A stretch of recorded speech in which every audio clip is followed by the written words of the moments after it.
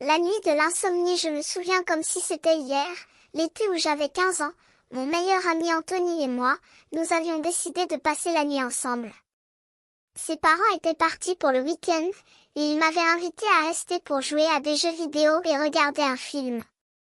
Nous sommes arrivés à son domicile, un quartier résidentiel calme, avec ses maisons au jardin bien entretenu. Nous avons mis le monde à l'envers, jouant à FIFA et Call of Duty, mangeant des pop-corn et des malbouffes. La nuit avançait, et nous étions perdus dans notre monde de jeux vidéo et de distractions. Vers 22 heures, Anthony a décidé de faire quelques appels téléphoniques à des pizzerias, tandis que je me suis essayé à joindre quelqu'un au hasard.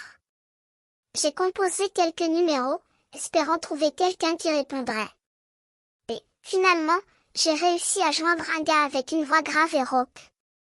Mais, comme je commençais à parler, je me suis rendu compte que quelque chose n'allait pas. Le gars ne répondait pas, et je me sentais de plus en plus nerveux. J'ai raccroché le téléphone, ne voulant pas être en ligne un instant de plus. Anthony me regardait avec une expression de peur dans les yeux. Je lui ai demandé qui était ce type, mais il ne savait pas non plus. Nous avons commencé à chercher des explications, mais rien ne semblait logique. Comment ce type avait-il pu obtenir le nom de mon ami? Nous avons même posé une question sur Answers, mais personne ne connaissait la réponse. Nous avons continué à regarder le film, mais mon esprit était ailleurs. Je sentais que quelque chose de mal se passait. Et, tout à coup, nous avons entendu la porte d'entrée s'ouvrir. Nous nous sommes regardés, inquiets. La poignée de la porte d'entrée a commencé à tourner, mais à moitié, comme si elle était bloquée. Anthony a éteint la télévision, et j'ai allé à la fenêtre pour voir qui c'était. J'ai ouvert les stores, et j'ai vu un grand garçon debout dans le jardin. Je me suis retournée vers Anthony, et nous avons caché dans la cuisine, à l'écoute de bruits suspects. Nous avons entendu le bruit du portail de l'arrière-cour s'ouvrir, et je me suis rendu compte que j'avais oublié de fermer la porte de derrière. Anthony m'a encouragé à courir et à la fermer, mais j'avais déjà compris que nous devions nous cacher. Nous avons rampé sous le lit, et nous avons attendu que les bruits cessent. Mais, au bout d'un moment, nous avons entendu des pas se diriger vers le lit. J'ai senti mon cœur s'arrêter. La porte de la chambre s'est ouverte, et j'ai vu le visage du garçon qui nous avait suivis. Il avait une expression terrifiante, et je me suis senti prêt à mourir. Anthony et moi avons couru à travers les bois, les feuilles craquant sous nos pieds. Nous avons attendu que les pas s'éloignent, puis nous avons repris notre chemin vers la maison. Nous avons appelé la police, et nous avons attendu qu'ils arrivent.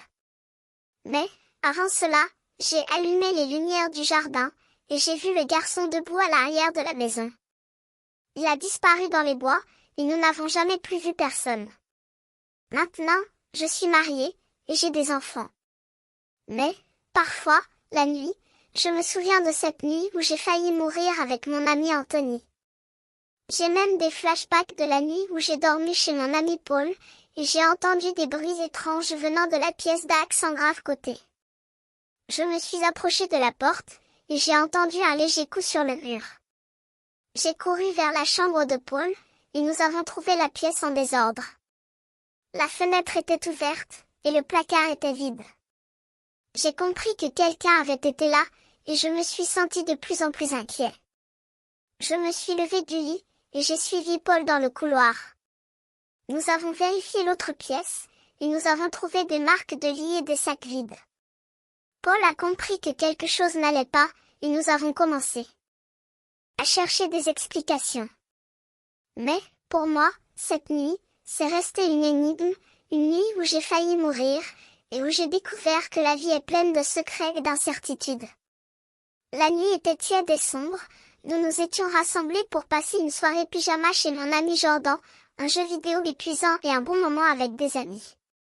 Mais ce qui allait se produire était loin d'être prévu.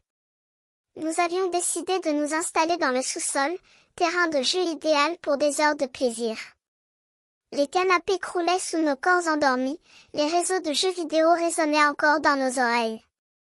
Je me souviens que j'étais à côté de Jordan lorsque nous avons découvert la porte de la troisième chambre d'Alice ouverte, laissant entrevoir une silhouette noire qui sautait par la fenêtre sur le toit du patio. Jordan a été sur le point de la poursuivre, mais nous avons tous deux couru dehors par la porte arrière, espérant l'attraper. Mais il était déjà loin. C'est peut-être mieux ainsi, car ce que nous avons découvert dans cette chambre était bien plus inquiétant. Les draps du lit étaient tachés de sang, le placard contenait le couteau à beurre qui manquait, posé par terre avec des taches de sang. Tous les objets de valeur de Jordan avaient disparu. Il était évident que nous avions affaire à des sans-abri et des toxicomanes dangereux. Ils avaient vécu chez lui pendant une semaine, et il avait même mentionné la vitesse à laquelle sa nourriture disparaissait. Mais pourquoi étaient-ils si maigres? Autant que nous le sachions, personne ne les avait jamais attrapés. Je me souviens de cette nuit comme si c'était hier. C'était ma première soirée pyjama, une partie importante de mon enfance. Jordan et moi avions 10 ans. Nous avions un immense sous-sol où nous pouvions jouer à des jeux vidéo jusqu'à 1 heure du matin, puis dormir sur les canapés en sautant le brossage des dents comme deux petits rebelles. Nous sommes allés directement essayer de dormir sur les canapés. J'ai sombré rapidement dans le sommeil. Je me suis réveillée à une heure inconnue. La télévision était toujours allumée, émettant une lumière faible mais suffisante pour remarquer quelque chose. Dans le coin le plus éloigné du sous-sol, près des escaliers, il y avait un objet haut et sombre que je ne connaissais pas. Je ne pouvais pas vraiment le décrire, excepté que cela atteignait presque le plafond. Le bruit de la télévision qui s'éteignait et la lumière qui disparaissait ont presque suffi pour me faire crier.